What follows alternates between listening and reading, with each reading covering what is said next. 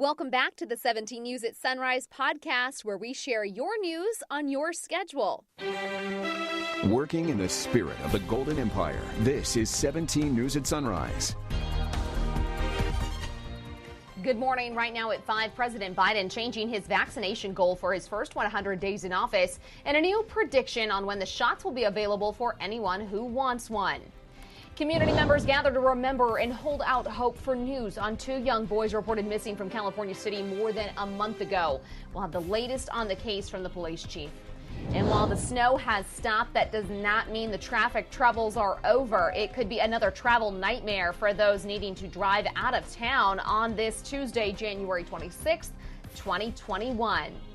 Good morning. Good to have you with us. I'm Maddie Jansen, anchoring from home here in Tehachapi. Alex Fisher holding down the fort in studio. And yeah, once again this morning, we are dealing with the aftermath of that storm and the major routes in and out of town, the 58 and the 5, closed right now. Yeah, it is hard to believe that both major roadways are closed at this hour. Although they did reopen for just a brief moment yesterday afternoon, I think it just shows you not only how much rain and snow that these our mountain communities receive, but also how cold the temperatures are, especially at this hour. Right, Maddie? All right, I think we lost Maddie's signal, but let's turn things over to Kevin Charette because he is tracking it all. He's the one that definitely has the answers for sure. Hi, Kev. Good morning, Alex, and I think Maddie would agree. It's definitely cold. It's cold even here in the valley. My temperature gauge at my weather station on the west side says 31 degrees right now. And again, we can't emphasize enough, if you were thinking about heading out the door this morning, our roadways are closed. The Grapevine is closed at this time. And again, closing not so much because we're seeing more snowfall, but because we have ice on the roadways. So that is making for some very difficult travel conditions. And then also Highway 58 is also closed due to snow and ice, so you'll have to sit tight this morning. I want to show you some pictures, though. It's a beautiful sight, and take a look. Brent Gill near Springville. They haven't seen snow like this since the 80s. In fact, that's a different picture. I'm going to update that picture, but Springville did get snow yesterday. And Alta Sierra. We were talking about Alta Sierra. Guess what? Good news for the ski resort. They are going to open Friday and Saturday 9 to 4. You can buy tickets online at altasierra.com, and bring your receipt with you, and face masks will be required at the ski resort. So good news there. You can see on the satellite and radar all the moisture has come to an end. We're still going to see a little bit of cloud cover this morning before we see mostly sunny skies throughout the afternoon. Take a look at the snow totals. 9.5 inches in some locations of Tehachapi, Bear Valley 5 to 9.5 inches, Fraser Park 3 to 5, Hart Flat picked up 3 inches, a half an inch up at Lake Isabella. We had live reports there yesterday, and Kernville 1 to 3. And then you can see rain amounts were not as impressive as I was hoping for. 1,600, 7 inch for Bakersfield, 3/10 in Wofford Heights, and then you can see out near Hart Flat they did pick up 1,100s before the snow started to fall. Here's a look at downtown Bakersfield. It is dry, 35 degrees right now under a calm wind, and throughout the day here we are going to see more sunshine, a light breeze, but temperatures only reaching the lower 50s, and you can see a beautiful sight out of Tehachapi. Snow on the ground. It is cold, 30 degrees, a west-northwest wind at 10, and as we go throughout today we will see more sunshine and temperatures holding into the 30s. We've got another storm that's on the way. We'll talk more about that coming up in just a little bit. A busy morning once again. Yes, Kev, it definitely is a busy morning, and school districts in the mountain areas are closed this morning due to snow and ice. The Tehachapi Unified School District announced late last night that all schools and offices will be closed today.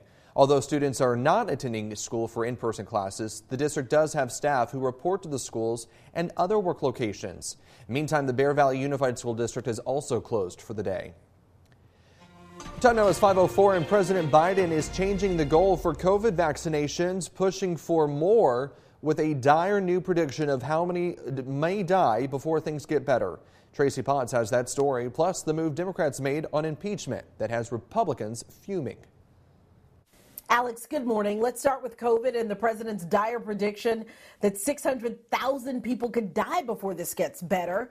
He's also promising to speed up vaccinations without the ability to reach consensus. Upping the ante, President Biden is now promising more than 100 million COVID vaccinations in his first 100 days. I think we may be able to get that to 150 1.5 million a day. With shots available to everyone by spring. Right now, states are running out of vaccine. A 65-year-old cannot get an appointment. Just over 3 million Americans have received both doses. Finding money to help struggling Americans to help businesses bounce back, that could take weeks. The White House and Senate are negotiating. Republicans argue Biden's nearly $2 trillion plan is too much. The new administration's first draft of their sprawling proposal misses the mark. I'm open to negotiate those things. As the president issues orders today to advance equity in communities of color, the Senate is moving toward an impeachment trial the week of February 8th. The trial will be done in a way that is fair, but with relatively quickly. Senator Patrick Leahy, a Democrat, will preside instead of the Chief Justice of the Supreme Court. He basically is operating as a judge and a juror, and he's got a conflict of interest. The article or charge against former President Trump has been delivered. Senators will be sworn in as jurors this afternoon. But remember, the trial won't start for 2 weeks. That means this week the Senate is focusing on cabinet confirmations. They're holding 3 hearings today for Secretaries of State, Commerce, and Homeland Security. I'm Tracy Potts, 17 News. A vigil was held yesterday evening for Orson and Orrin West, the 2 California City boys who have been missing for more than a month. This is video sent to us by Jamie White. The candlelight vigil was held at the home of the boys' adoptive parents in California City. No one has seen or heard from the boys since they were reported missing 36 days ago. California City Police say there are no updates on this case at this time, and they are still researching evidence and any tips that are sent to them. They also mentioned they will not tolerate any trespassing at the adoptive parents' home. 17 Crime Watch this morning. The Kern County Sheriff's Office arrested 2 men after finding a large amount of drugs, stolen guns, and more. This happened Friday evening at a home on Ashby Street near the corner of China Grade Loop and Manor Street. Deputies arrested Jeremy Johnston on an active warrant for a home invasion and a robbery and assault with a deadly weapon. Officers say he was carrying a stolen gun and a backpack full of meth, heroin, oxycodone, and cocaine base. They also say while searching the home, they found explosive materials and more than 300 pounds of ammunition. Deputies also arrested Earl Fordyce, who they say ran from the home and hid from officers. He was also found to be carrying a stolen gun and large amounts of drugs. Well, you saw it right here on TV 17. A local mother and daughter competing on Ellen's Game of Games, and they took home a lot of cash. Take a look. Ready? Go. Red, orange, yellow, green, blue, purple. Doing good,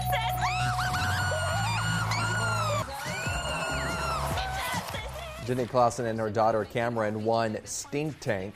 Cameron is one of the first children ever to compete on the show. After winning Stink Tank, Jenny went on to compete in No or Go, outlasting the other contestants, and she made it all the way to the final round where you just saw right there. They won $75,000 in total. So congratulations to all of them. They actually joined us on Sunrise last week to just talk about their experience. You can watch that full interview on our website, kget.com. They are a lot of fun to talk to. So congratulations to them, and enjoy your $75,000. Welcome back. Your time now is 5:22, and it may be hard to believe, but today, January 26th, marks 1 year since the death of NBA legend Kobe Bryant. It's just one of those moments we will all remember because where we were when we heard the news. The 41-year-old basketball icon was killed along with his daughter, Gianna, and 7 others when a helicopter they were traveling in crashed into a hill just outside Los Angeles. They were on their way to a basketball tournament as the helicopter was heading into increasingly dangerous terrain where visibility was poor due to heavy fog. The crash had no survivors. Among his many accomplishments, Bryant won 5 championships in his 20 NBA seasons, all with the Los Angeles Lakers, and he was a Grammy winner as well. He was also a best-selling author of children's books, and he will soon be officially enshrined as a member of the Memorial Basketball Hall of Fame. And you can tune in tonight on 17 News at 5 as sports director Taylor Schaub looks back on the life and legacy of Kobe Bryant. KGET Business Watch is brought to you by Grapevine MSP Technology Services, the Valley's leading IT service provider. Welcome back. It's a trend that sometimes happens after blizzards, long power outages, or whenever couples have a lot of time to kill and not much to do. Many people have joked that the COVID stay-at-home order would lead to a nationwide baby boom, but some researchers predict we could see the opposite instead. NBC's Chris Pallone explains.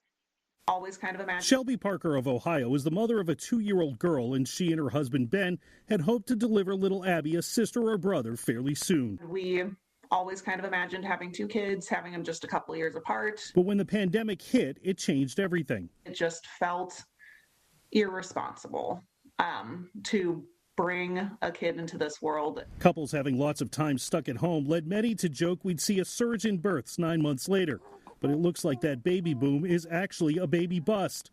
Eliana Doctorman recently wrote about it for Time magazine. So I think that it just comes down to people are not able to afford both in terms of money, but also emotionally. The Brookings Institution estimates this year could see a dip from 2019, approaching 300,000 fewer births. And Doctorman says lower income women, especially minorities, are disproportionately affected. There simply is just not enough childcare available. Schools are closed. And so somebody has to take care of the kids. With jobs and healthcare uncertain, it appears many couples are actively trying not to conceive. I think many women just got very, very exhausted and thought to themselves, can I take on the demands of a pregnancy or the demands of newborn care? For Shelby Parker, it's led to a feeling of mourning. I am so incredibly grateful for the beautiful, healthy daughter that I have. But, you know, you have this picture of a family in your head, and I always pictured my family with 2 kids. But with vaccines being distributed and more on the horizon, things can change in a hurry. Another potential baby boom is always 9 months away. Chris Pallone, NBC News. Now to the latest on the coronavirus pandemic here in Kern County, as public health officials reported 351 new cases yesterday and 1 new death. Our death toll now stands at 591 lives lost. More than 34,000 people are recovering from this virus at home. 379 people are in the hospital. That's according to the latest state data. More than 90,000 residents have tested positive since the beginning of this pandemic back in March.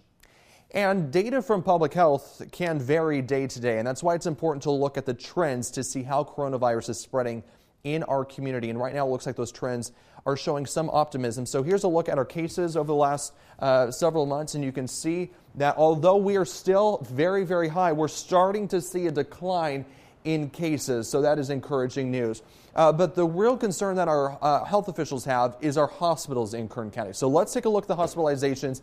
And the good news here is that the trend is starting to go down as well. So right now we're at 379 hospitalizations in Kern County. That is down 85 from our peak, which was just 2 weeks ago. So some encouraging news there. 88 people are in the ICU.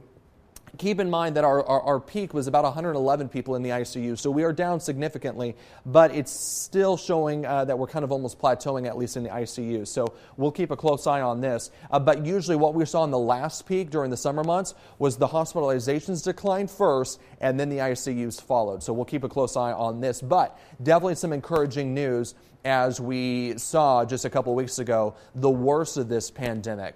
Of course, we're going to have to see whether or not this is just a temporary decrease, but it just shows how important our actions are as we continue to deal with this pandemic. Governor Gavin Newsom announced yesterday that the stay-at-home orders have been canceled for all regions, including here in the San Joaquin Valley. You may remember the order was put in place for each region whose projected ICU capacity dipped below 15%. Governor Newsom said those numbers have been improving statewide. All of California now moves back to the color-coded tier system, with the majority of counties in the most restrictive purple tier. That means outdoor dining and indoor personal care salons can resume. Some are questioning the timing of the decision, calling it a political move. I think what we're seeing right now is a political decision. And it's a political decision because over 1 million Californians have said, you've done such a lousy job, we've signed a recall against you.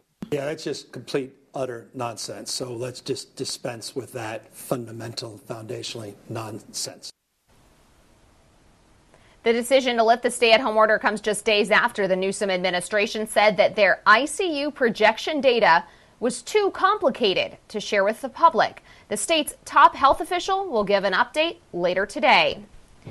And meantime, Kern County Assemblyman Vince Fong released a statement after the stay-at-home order was lifted. He said the governor did not release crucial data showing why he issued the orders in the first place. He goes on to say, quote, Californians are fed up with being kept in the dark for almost 11 months with no indication that this governor will be truly transparent to the public, whom he ostensibly serves.